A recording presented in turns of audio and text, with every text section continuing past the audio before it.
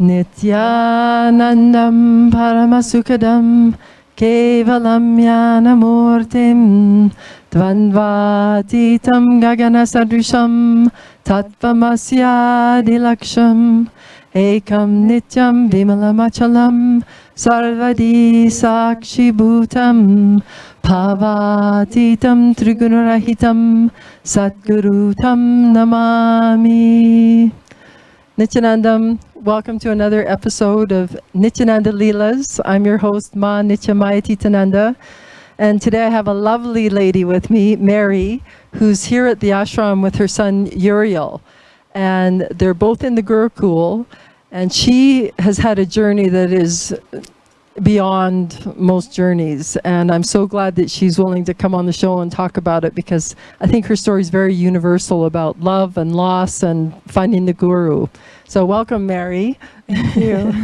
Now, you were saying that a series of events first brought you to Swamiji in 2014. Would you like to fill people in on what state your life was in? Yes. So in 2014, before I met Swamiji, I was a single mother of a 3-year-old, Yuri, and going through a very deep depression because my whole life I had struggled with alcoholism, and I was actually a heroin addict in my early 20s all the way up to 30s. And so I had been in and out of rehabs, and I actually lived on the streets of Los Angeles for a while. So my life had been a struggle, and the breaking point was a car accident in 2009. My husband and I were in the car, and I fell asleep at the wheel, and he died in the car accident, and the person I hit also died. So I woke up in a hospital bed, and later found out I was pregnant with my son, Yuri. So dealing with that and struggling still with addiction to the pain medication, and I had to learn how to walk again. I was in a wheelchair for almost a year. And plus being pregnant while you're in the wheelchair. Being pregnant while I was in the wheelchair, trying to do the therapy and learn to walk. And finally, when my son was 1 year old, that's when I decided that I wasn't going to take the pain medication anymore, and that I wanted to start healing. So I went and I detoxed from all the medication and started taking care of him on my own. And so fast forward 3 years, I had been sober, taking care of him, but I was still in a deep depression and suffering from PTSD. Right. And he was having a lot of tantrums. I was working full time in downtown LA and trying to take care of him. And I really I needed something in my life to change, and that is when Swamiji happened in my life in a very big way. It's amazing how, like, as he says, when the student is ready, the teacher appears. And for you to have taken so many steps to fixing your life, he knew you were ready for him. Yes, absolutely. I met a friend of mine took me to a Kalpaturo at the Los Angeles temple, and I had asked him for happiness, because I couldn't imagine happiness. My life had been such pain. That's all I knew. So that was what I asked for. And immediately after that, I stopped eating meat. And I had eaten meat my whole life. I had just dropped, no more meat. And I started doing chanting at work and doing yoga. And then 3 months later, I went to Inner Awakening. Oh, that's amazing. That's amazing. To go from LA to Varanasi, that's a huge leap. But was it resonating in you? Like, what clicked with you? I just saw Swamiji's face, and I knew, I was like, I have to go to India right away. Yeah. Because my life was just at such a point where there wasn't really another option for me. It was like I couldn't go back and use drugs and alcohol anymore, and I wanted my life to improve. I wanted my son to have a good life, and I didn't want to be caught in the pain of, like I had told you before, every time I would see a family at the beach or walk down the street, and something would trigger the PTSD, and I would just go into a panic attack. I was having a very hard time dealing with life, so something had to change. No, and we had talked about this. I went through the same homeless with a little boy, and there's something about seeing happy families that demolishes you. And I remember when Swamiji said, how that kind of outer world happiness is so fleeting, because he says you see someone in a mall and it'll collapse you. And I understood what he meant on a bigger scale, not just crushes, but seeing people living a life that you can't grab is enough to destroy you. And that's what drives you into that inner search, when you think, I can't live like this. I can't let every single scenario in life hurt me this badly. Right. So Varanasi, obviously the completion process would have been a huge thing for you as far as your husband's death. Yes, the completion process changed everything, and the Maheshwara Puja I was able to do as well. For people who don't know, the Maheshwara Puja is puja you offer to loved ones who've passed, and Swamiji gives them liberation. Right. And just the freedom after that I felt, and the lightness, and being able to go and put his ashes in the Ganga. I went to the Mahakanaka Ghat and did the meditation all night, and in the morning I put his ashes in the Ganga as the sun was coming up. I would have never been able to do that. I had kept those ashes for years because I just couldn't bear it. I couldn't. So you just released him into that's beautiful. Yeah. So, and I could see the completion transmit to my son as well. When I went back, there wasn't that pain. I could talk about his dad. I could tell what happened without going through the emotional turmoil. And so at that point, Yuri was 3. When you were in Varanasi, 3 or 4? He had just turned 4. And then you decided to bring him with you the next time, correct?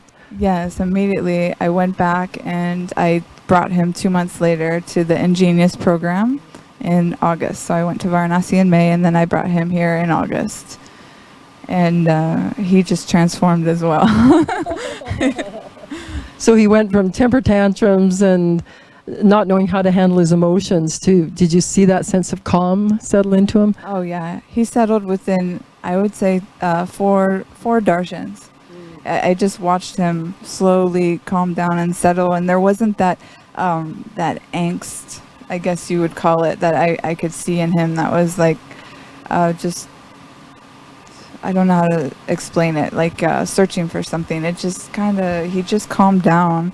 And yes, before Ingenious, it was a constant battle of tantrums, screaming in the car, everywhere at night. I would come home from work, and the whole night would be a full tantrum. I would just sit and cry because I didn't know how to handle it. I didn't know anything about parenting or children of that age. But after Ingenious, that just changed. We ended up traveling all around the world together, just the two of us, and 13-hour plane rides he has no problem with. He just sits and plays, and there's no... That must have blown your mind, just that alone. Mm-hmm. Yeah, just being able to... I know parents that are afraid to travel from Ohio to California with their children on a plane because they can't sit. Right. And Yuri has no problem with that. Well, and what a lot of people don't understand with Swamiji is when he gives darshan and touches you, it transfers that software. So that calmness in him just envelops all of us who are in the hall with him or anyone who is touched by him. You can't help but heal because he doesn't let that flawed pattern stay in you. He brings you up to that higher frequency. Children, adults, everybody. And that one thing that Yuri had asked Swamiji for in darshan, he said, I want to see my dad. That was what he wanted. And about a month later, his dad came to him in a dream, and he woke up and he said, Mom, this man came in my dream, and he told me about the dream, and he said the type of motorcycle that he was on, it was the exact kind that his dad owned when he was alive. So he saw him within a month of asking Swamiji for it. Yes. So then you carried on, and you came again pretty quickly. Nithyananda, yes? Yes, I took Yuri and I came back last February for Nithyananda and the Third Eye Awakening. That in particular has totally changed him and our lives. So much healing happened from the Third Eye Awakening alone, and now he's in Gurukul and expressing even more powers. I'm just blown away. I don't even know. Yeah, her son has become quite a superstar in Gurukul because as Swamiji is developing the third eye, he's also allowing these kids to see things in mirrors and in leaves, correct? Like they operate as if they're a iPad or a TV. And what was the last two with Yuri were quite phenomenal. There's actually 3. Through the beta leaf, he was able to tell. I asked him the color of my cat in my childhood, and he was able to tell the exact colors. The color of my car that my mom owned when I was growing up, he could tell. And he also, in the mirror, he had an experience where he saw his dad's face again. And then we were looking at the stars one night, and I said, "Look, Yuri, this is Mars." And he just went, "Whoa, Mom, I went there. I actually went there, and I saw Mars. I was right there." Like, he went to the planets. And he also he did a test, a geography test through the mirror, where just looking at the mirror and getting the answer from the mirror. So he can't read and write, but he was writing the words and the letters he was getting correctly, not necessarily in the correct order, but all the letters were there and the picture was there as well. You know, and this is what Swamiji's talking about, is he knows there's a whole race of kids that are the next development. Like, we're Homo sapiens. So I don't know what these kids are going to be called, like Homo Nithyanandams or what, but they're so beyond where you and I were as children. And I think what I realized raising my son was that I was so hobbled by incompletions and childhood traumas and things and that's probably what initially put you on the street, was incompletions out of your past. And now these kids aren't having to deal with that because they're already a step up from where we were.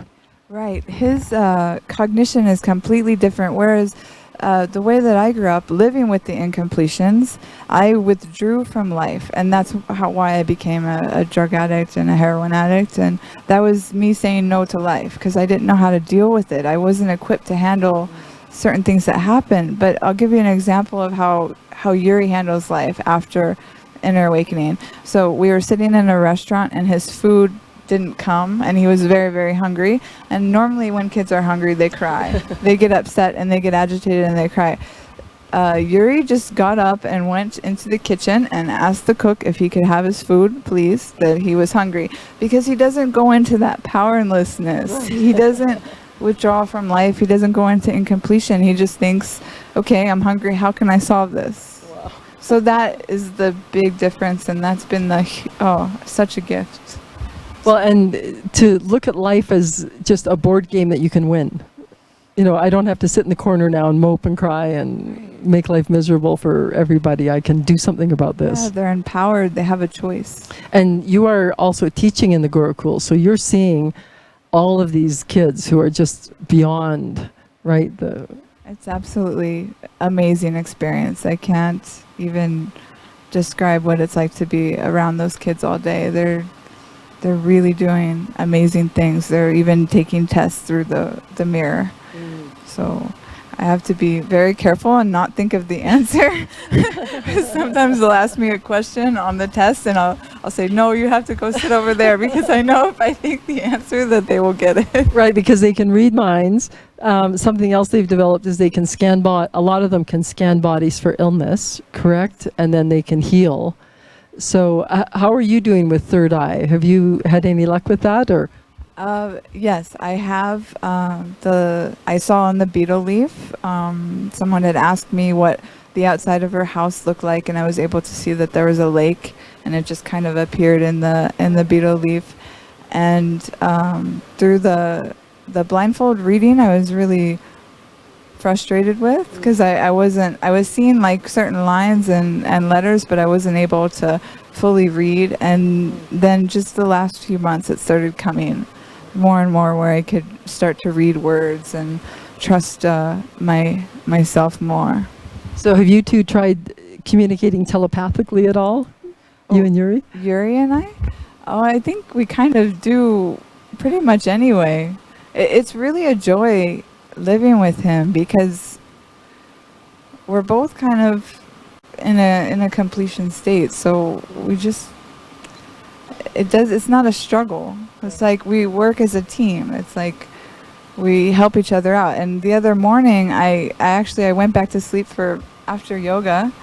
I laid down, and Yuri woke up and he looked over and he said, "Mom, you're out of integrity. You should not be sleeping." It's like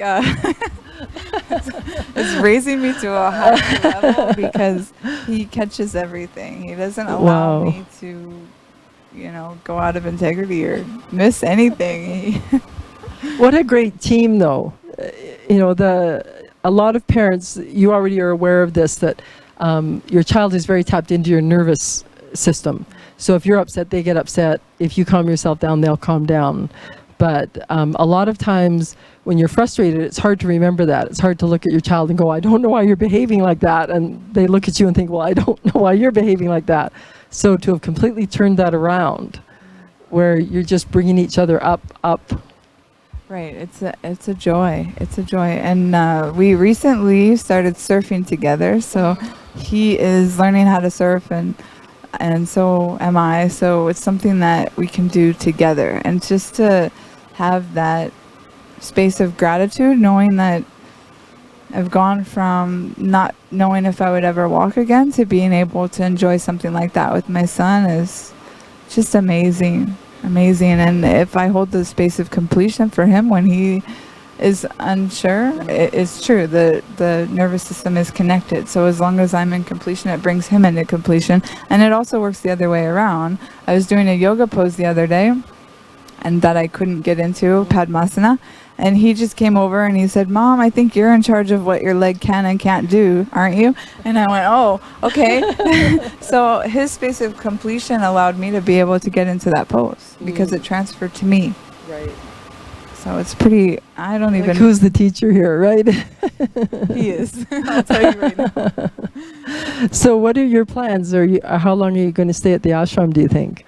So we are here indefinitely, but until at least October. So he'll be in Gurukul, and then we hope to have a Gurukul of our own someday. Oh, wow. So you're even interested in bringing it to the States maybe? Or Yes, I didn't put him in school because I saw that when I was working and putting him in different daycares, when I would take him out, he would be very unsettled and have really strong tantrums because he's sensitive to that. This is the crowd in a daycare. Yeah, he's sensitive to the energy, and this kept happening no matter what daycare or school I would put him in. So I started to think, well, maybe he shouldn't be in school. And when I started homeschooling him, he started doing much better because we let the environment teach him. We traveled to different countries, and we would go down to the ocean and learn about the different coral reefs, and we learned through experience instead of putting him in a classroom,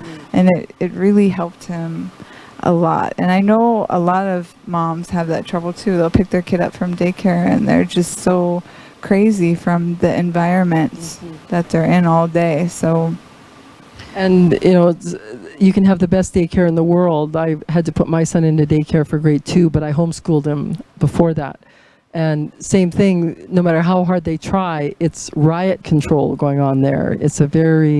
And that's the beautiful thing about Gurukul, and it's so neat to hear you say that you're interested in bringing that to the States, because it's like a full body, mind, spirit. So the academics is just a little part of that whole teaching.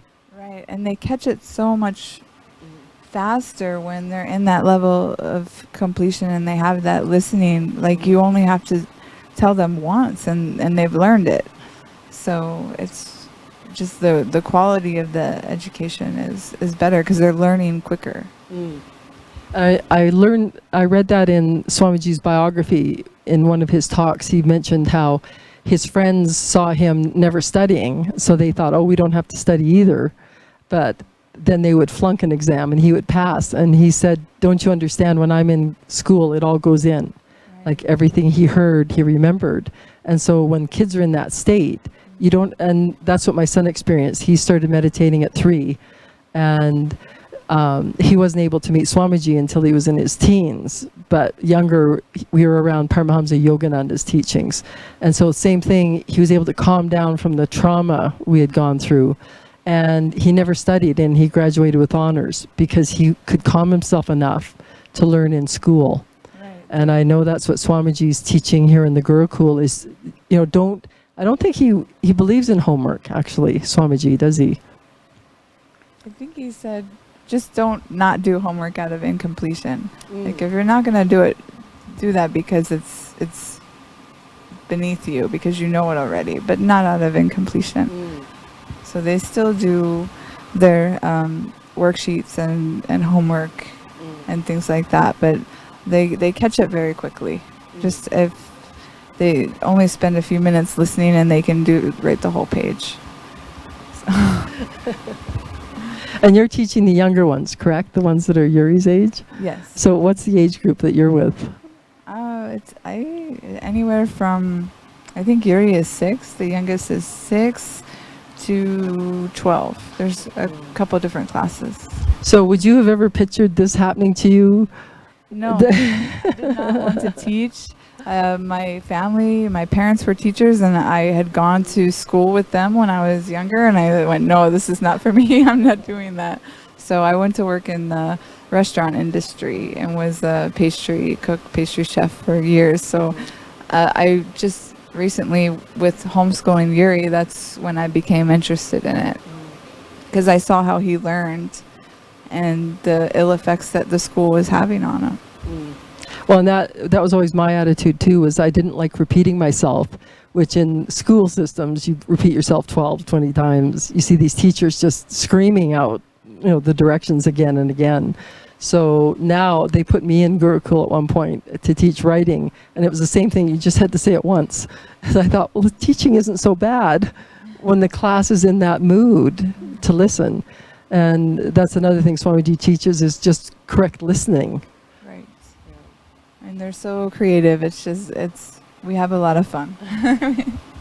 Well, and right now Yuri, he's off camera, but he came up with his own project just when we were walking over here. He immediately knew how he was going to entertain himself. And but we are going to plan on having Yuri on a show, because I think everyone would love to meet this 6-year-old of yours who's seeing planets and seeing through his third eye. So thank you so much for joining. Thank you. Yes, and thank you all for tuning in, and we'll close with the Purna Mantra. Om Purnamada Purnamidam Purnamudachyate Purnasya Purnamadaya Purnamevavashishyate. Om Shanti Shanti Shanti. Hari Om Tat Sat. Sarvam Sakuru Paduka Paramastu. Om Nithyanandam.